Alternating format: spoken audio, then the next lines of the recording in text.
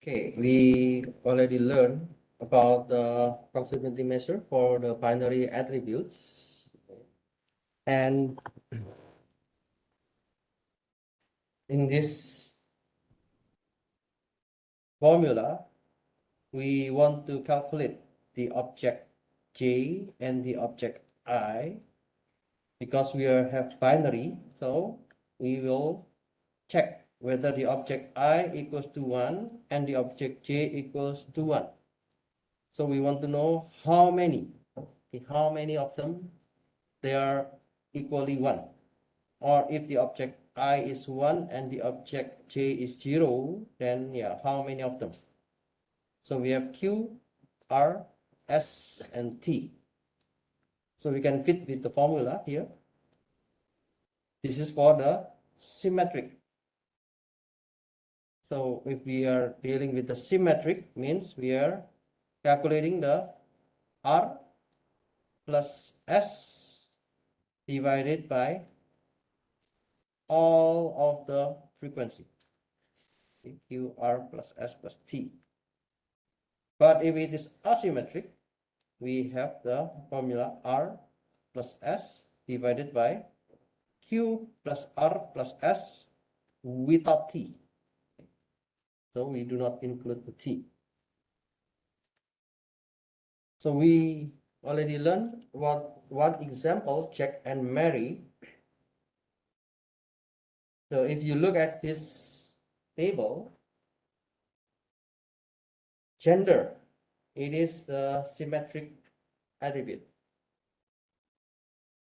because there is no difference between male and female, but the remaining attributes are asymmetric. So fever, cough, test 1, test 2, test 3, test 4, they are asymmetric. And yeah, let y and p is 1. So if it is y or if it is p, then the value will be 1. If the value is n, then it will be 0. Okay, so this one 0. So we can make the frequency table. When it is 1, when it is 0, when it is 1, and when it is 0. So the problem now, we want to check the Jack and Mary. So we can say like this one. Let's suppose this column is Jack and this one is Mary. Okay, so let me review a little bit about this. So we have 1 and 1. This is 1, this is 1. So we have 1. What about this n? N. This is 0 and 0. This is 1. We have p and p. This is 1 and 1. So we have 2. We have 1 and 0 and 0. So we have 2. Now we have Jack is 0 and Mary is 1. Jack is 0 and Mary is 1. And we have 1. And here 0 and 0. So we have more in the 0 and 0. So we have 2 at the side. We have 3 and we have 1 here and we have 0. So we can say that the asymmetric binary or the dissimilarity between these two, we want to get the R plus S divided by Q plus R plus S. R is 1 plus 0, S is 0, so 0 plus 1. And then we have the Q plus R plus S, so 2 plus 0 plus 1. Then the value is 0.33. Okay. Let's see Jack and Jim. We can make another table.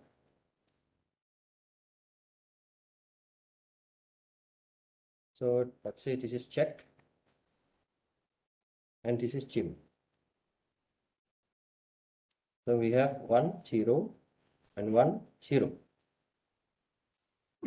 Then we have y and y. So 1 and 1. Then it will be 1. 0 and 1. So Jack is 0 and Jim is 1. So we have 1. This is Jack is 1 and Jim is 0. Okay, Jack is 1 and Jim is 0.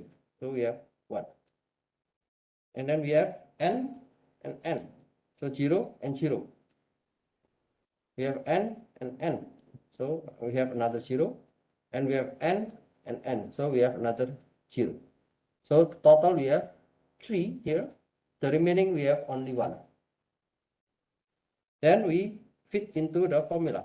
R plus S divided by Q plus R plus S. So R is 1, S is 1. So 1 plus 1. Q is 1, R plus is 1, and S is 1. So 1 plus 1 plus 1. So the Jim and Jack has the dissimilarity equals to 0.67. Okay. So can you do for Jim and Mary? Okay. You can try.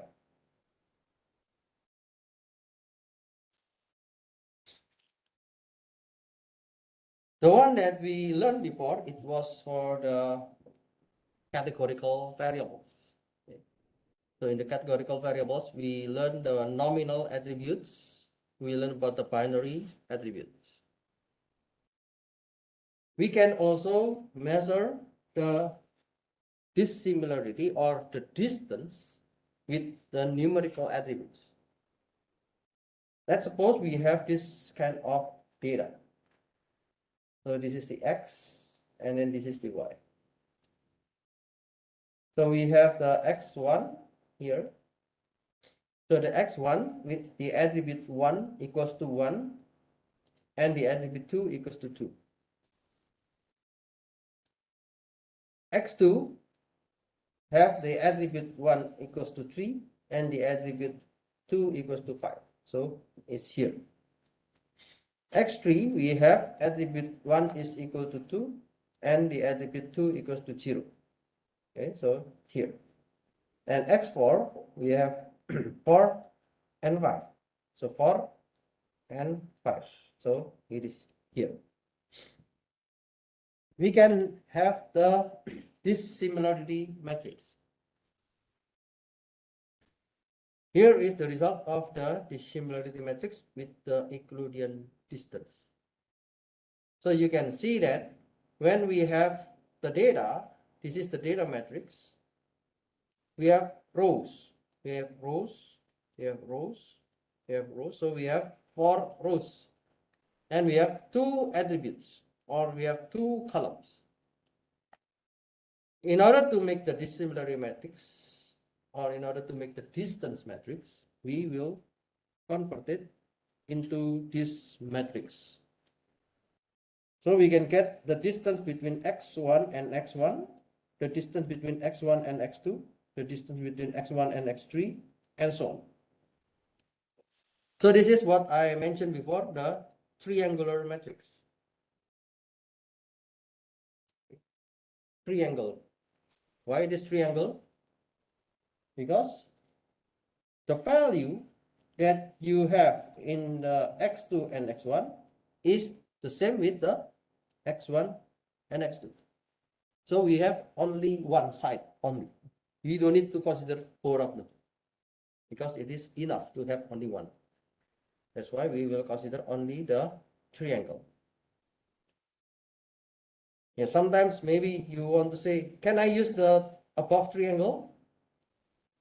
Yes, of course. Okay, but maybe it is easier to see the triangle below.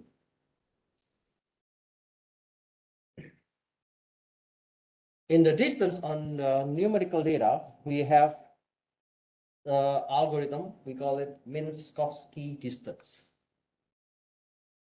So the Minkowski distance is a very popular distance measure, and this is the formula.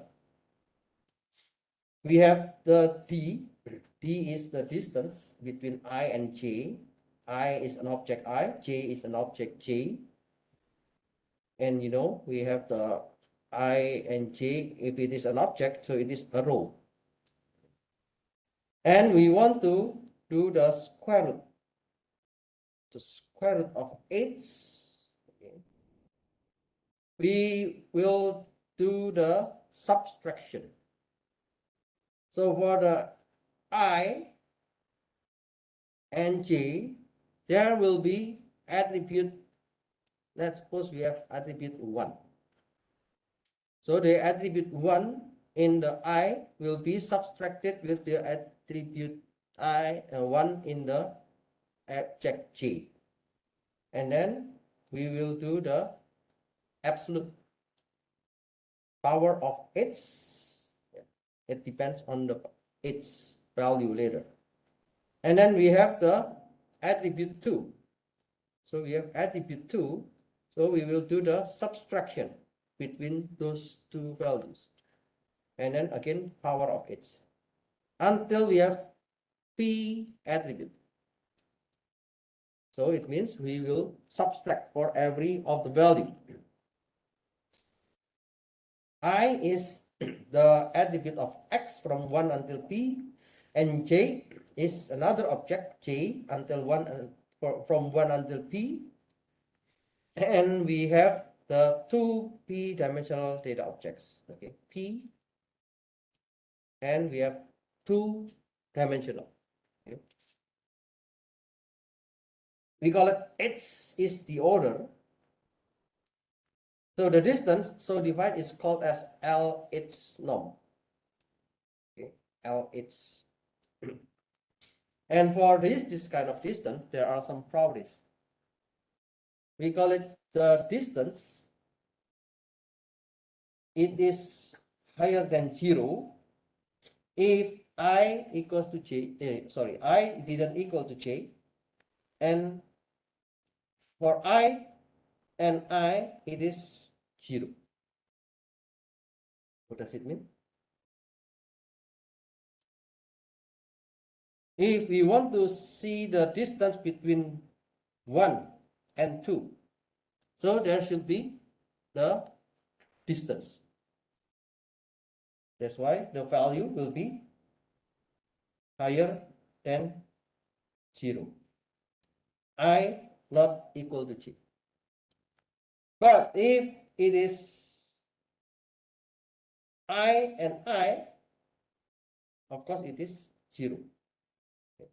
So the distance between the x1 and x1, it will be 0. The other property is the symmetry. So we have these properties. Dij will be equal to dji. That's why we have only the triangle. And another property is the dij will be less than dik plus dkj. So let's say we have something like this, the dij. So the distance from di to dik plus dkj, it should be greater than or equal to this distance dij. Because this is the triangle inequality. So it should satisfy these three properties. So we call this is the metric.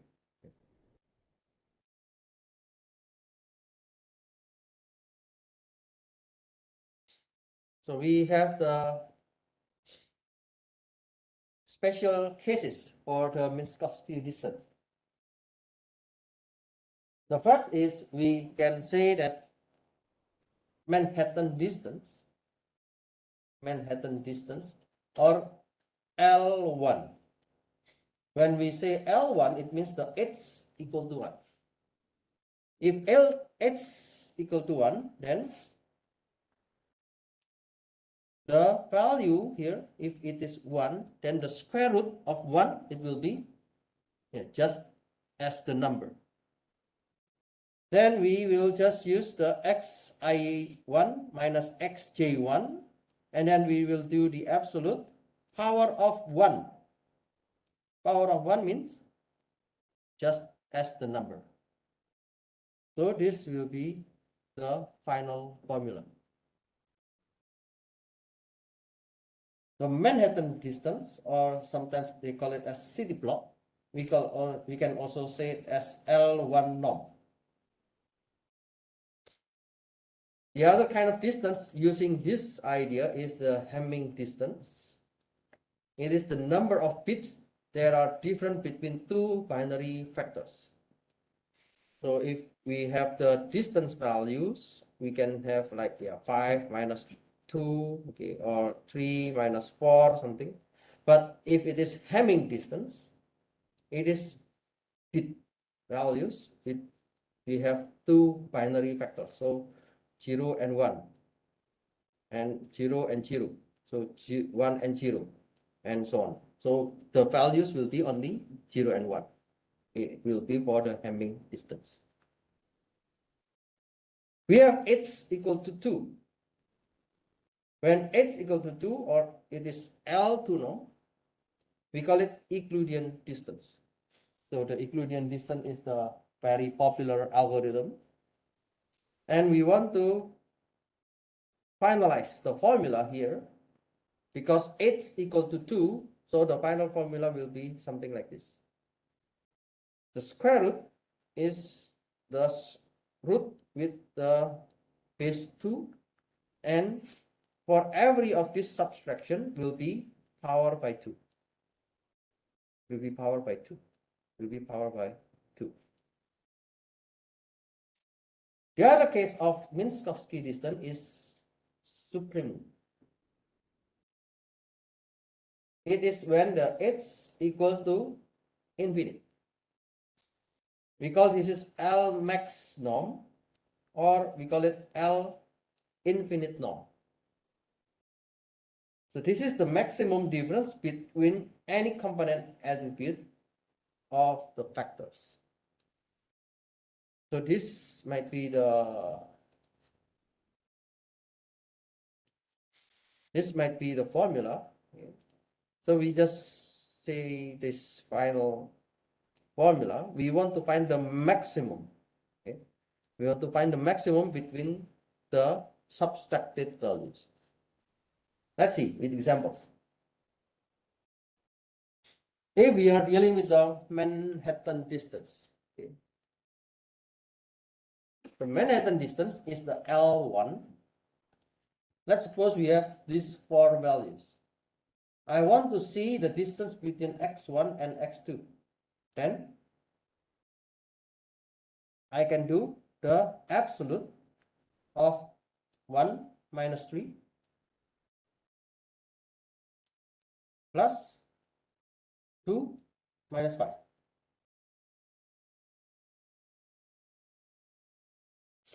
1 minus 3, it will be 2 because we have the absolute. And then 2 minus 5, it will be 3 because we have the absolute. Then 2 plus 3 equals to 5. Then this value will be the distance between x2 and x1. Okay. Let's see another example.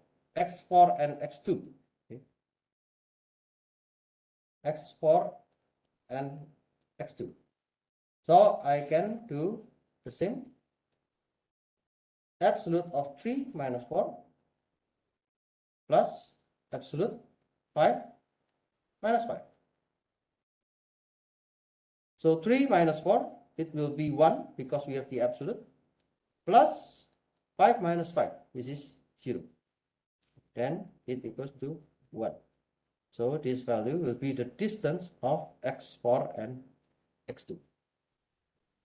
Okay, so you can try with the other methods, with the other attribute. What about the Euclidean?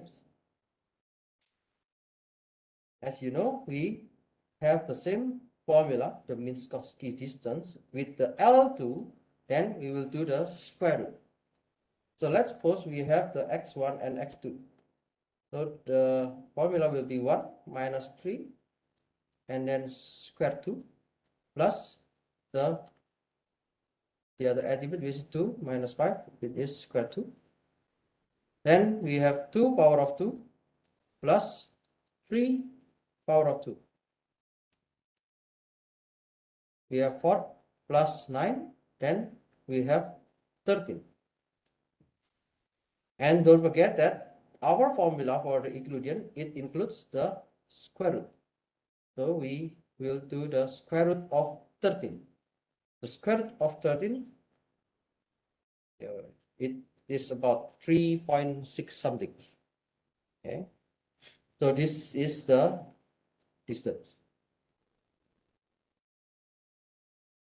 So in the exam, I guess I will give you one kind of problem for this measurement. So please prepare your calculator.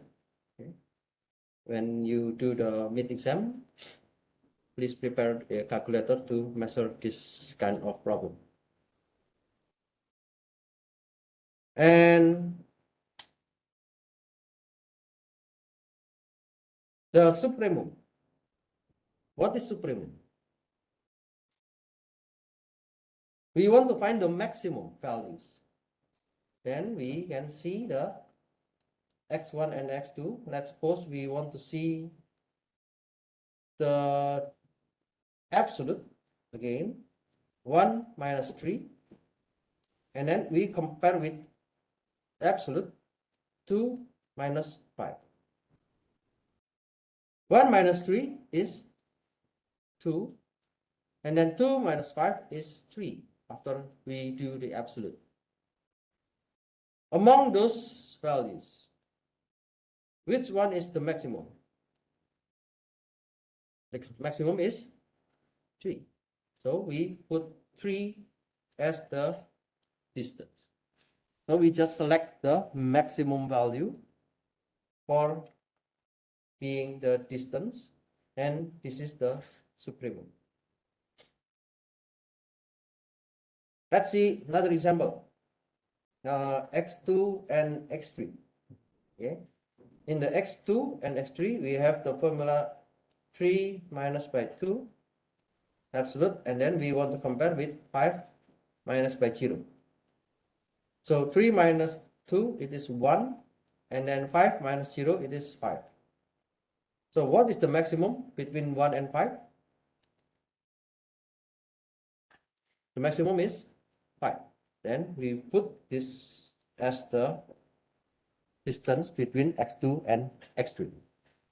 Okay.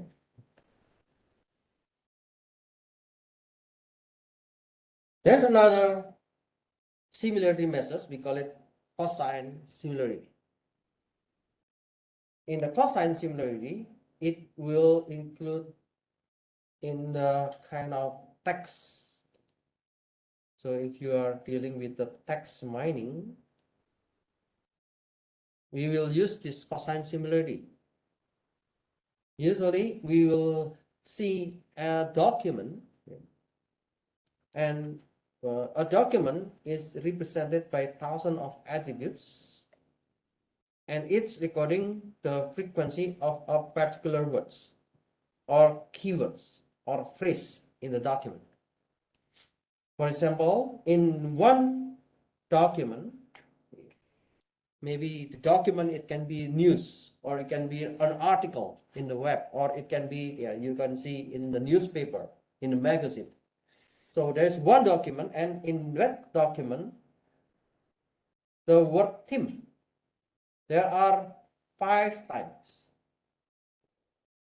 The word quotes, it has 0. It means in that document, there are no words quotes. In the document 1, the word hockey, we have 3.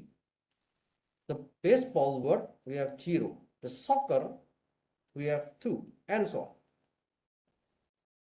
So we want to check the document 2, document 3, document 4. In this case, now I would like to see whether the document 1 is similar with the document 2 or not. This kind of factors, we call it, this is the factor objects. So you can also you use this one for the gene. You can use also in other kind of factors. It is usually used for the information retrieval, biological taxonomy, or gene feature mapping. And the formula of this cosine measure, if D1 and D2 are two vectors, so we call it, this is term frequency factors. Term is from the word terminology. Term, so the short of the terminology. We have the term or we have the word, and we want to check the frequency. So this is the frequency. 5 is the frequency of that term in the document 1. So we can do with this measurement. Cosine of D1 and D2, it will be the product or the multiplication of D1 and D2 divided by the factor of D1 and the factor of D2.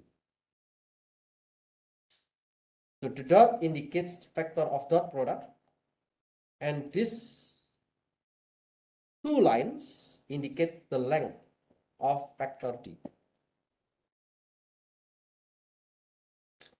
So we can measure using this example. Find the similarity between the document 1 and document 2. We have this number in the document 1, we have this number in document 2. So what we can do is to convert this value into a factor D1, and we convert this value into the factor D2. The factor will be only the number 5, 0, 3, 0, 2, 0, 0, 2, 0, 0. It is from this number 5, 0, 3, 0, 2, 0, 0, 2, 0, 0. And the document 2 is the same from this number. First, we will do the product. What is the product? It is the multiplication. 5 multiplied by 3. 0 multiplied by 0. 3 multiplied by 2. 0 multiplied by 0. 2 multiplied by 1. And so on until all the numbers. So we get the value, 25. And then we want to see the length of the factor D1. The length of the factor D1 means for every of this value, it will be, for every of this value, it will be squared. So 5 square plus 0 square plus 3 square and so on. Okay. Until all the values square, and we will do the square root. Okay. Power 0.5, it means the square root. We have 42 and power 0.5, so we will do the square root of 42. The value is something like this, 6.481. The same with D1, we have the factor D2, so we will do the square root of 3 power of 2, 0 power of 2, and then 2 power of 2, and so on. And we will get the 17 as the summation. We will do the square root, and this will be the value. So what is the similarity? The similarity, we know that the formula is D1 dot D2 divided by length of D1 multiplied by length of D2. Okay, so this is D1. Then we can just use the result. 25 it is the result of the product divided by 6.481 multiplied by 4.12. So we get this value. Okay. So that shows that you need a calculator, okay? Because when you do the square root, yes, it's not easy to just imagine in your mind. So you need to make it with the calculator. Okay. So can you mention the difference between similarity and dissimilarity?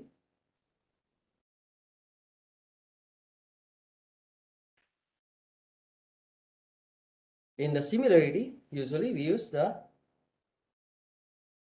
value between 0 until 1. Okay. So the higher value shows the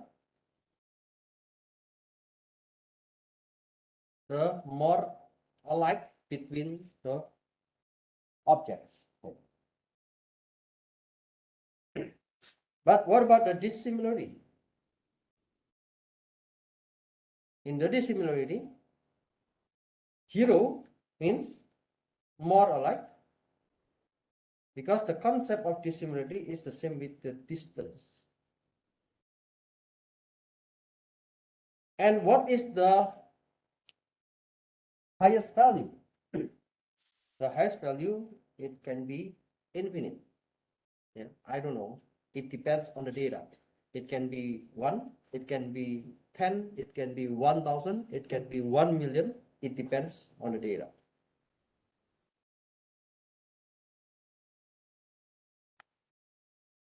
So how many are there for the special case of Minkowski distance? We have,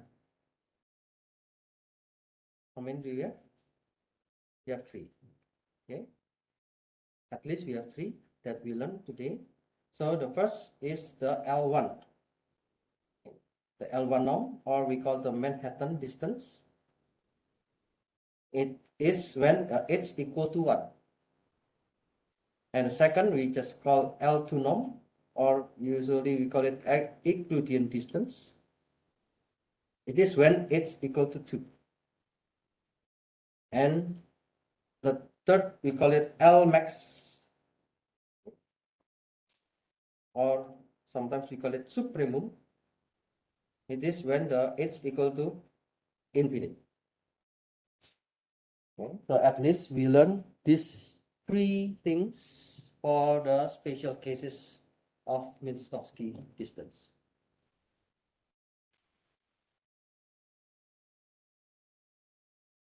Okay, any questions?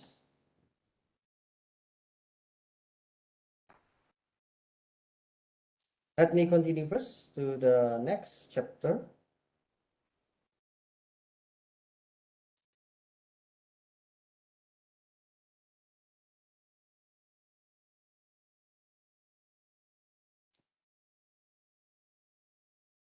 So in this chapter, we are going to discuss about data warehouse. There will be no such calculation on this data warehouse because it is only the concept. And when we are dealing with the data analytics, when we are dealing with the data mining, we need to understand what is data warehouse, and in a company, they will have this data warehouse for the data mining stuff. So what is data warehouse? We will learn about the basic concepts, and we will learn about the data warehouse modeling. We will see what is data cube. I think you already know about the data cube. And we will learn about the OLAP. What is OLAP? We will check the data warehouse design and usage and some implementation. So here is the key words that you will learn. In the data warehouse, we have OLAP. We call it OLAP. It is the online analytical processing. It is the data warehouse. But we can also have another kind of DB or database. We call it transaction DB. In other words, usually people say as online transaction processing, OLTP.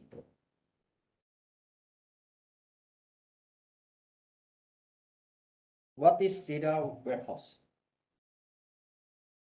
So there are many definitions defined in many different ways, but not rigorously. It means, yeah, there is one or very specific definition. We call it, this is a decision support database. It is maintained separately from the organizational operational database. So we have the database for the operational, and we will have another database especially for the decision support system. And it supports information processing by providing a solid platform consolidated historical data for the analysis. So usually when we have this operational data, it is not suitable for data mining. You need to put those operational data into the data warehouse. So the data warehouse will be used for the data mining. A data warehouse is subject-oriented, integrated, time-variant, and non-volatile collection of data in support of management decision-making process. So data warehousing, it means we want to process the constructing and using the data warehouse. So there are four characteristics that we are going to learn. It is subject-oriented, integrated, time-variant, and non-volatile. When we're dealing with the subject-oriented, it means it is organized around major subject. The major subject, it can be about customer. So the operational, it will be about the order processing, or maybe it is about the consumer loans, or it can be about consumer billing. But when we are dealing with the data warehouse, we will make it into one subject, which is sales. We will make another subject, which is about product. So it is focusing on the modeling and analysis for the decision makers, not on the daily operation or not on the transaction processing. It will provide a simple and concise view around particular subject issues by excluding data that are not useful for the decision support process. So the keyword is this one. They will not include, excluding data that are not useful. So if the data are not useful for the decision support, they will not include it in the data warehouse.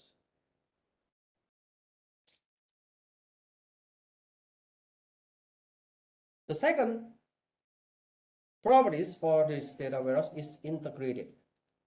It means we need to integrate multiple heterogeneous data sources. It can be from the relational database, or it can be flat files, or it can be online transaction records. So everything, like if you create your report, or if you create your budget, or if you create your dashboard, okay, so it should go to the data warehouse.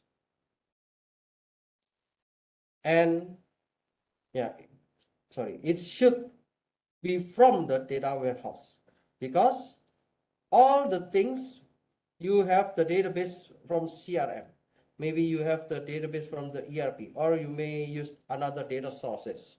Let's say in some companies, they still use Excel.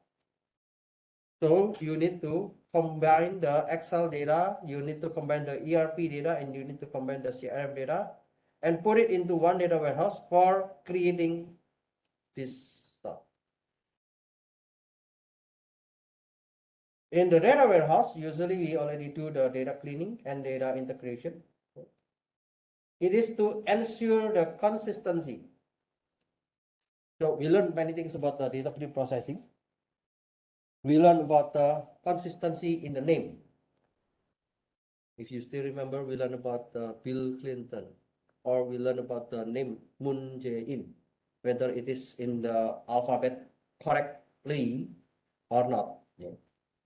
Or we can also encode the structures, or maybe the attribute measures. In Korea, we use centimeter. If you adopt the metrics from US, maybe they use inches or they use feet. So there should be some conversion to make in the same measures. Hotel price. Maybe you want to book a hotel in US, so you need to use US dollar. But you want to pay with the Korean won, then there should be a currency. The tax, maybe the US tax has different value with the Korean tax. So you need to adopt also the tax. Or whether if you go to the hotel, whether the breakfast is included or not. So it depends on the hotel and so on. When the data is moved to the data warehouse, it is converted.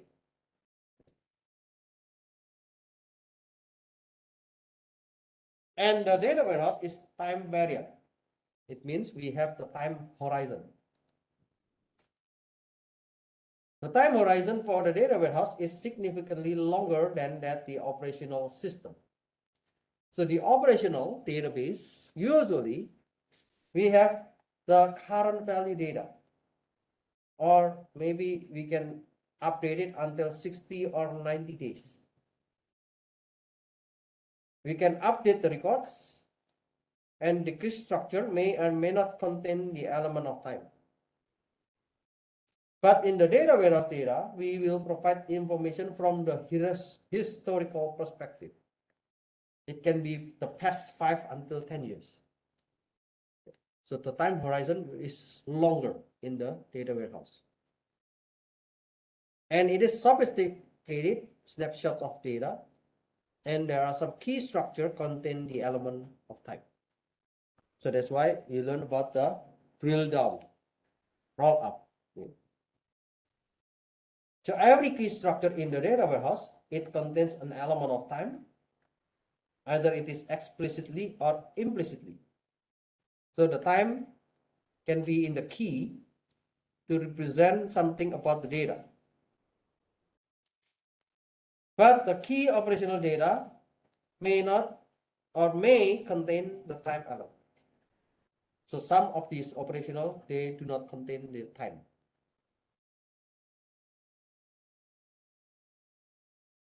And non-volatile. Non-volatile means it should be separately in the physical database. So a physically separate store of data transformed from the operational environment. That's why we have the OLTP. Okay. It is for the online transactional. It will update the data, but it will not occur, does not occur in the data warehouse environment. So we have separate data. This is the operational. This is the data warehouse for our analysis. If you want to analyze from this transactional, yeah, there can be another ways. But in the data mining, we need to use the data warehouse to avoid some changes on this OLTP. This does not require transaction processing, does not require the recovery, and does not require the concurrency control mechanism. In the data warehouse, We don't need those kind of mechanism. And it requires only two operations in the data accessing. We need to load the data or we need to access the data. So that's two. So if you learn about the database, you have the CRUD. Do you know CRUD? Create, read, and update, delete. Okay, thank you. So this is the operations in the database. But for the data warehouse, you can just load and access. So you don't need to update. You don't need to delete. The things you want to do is only to analyze. Okay.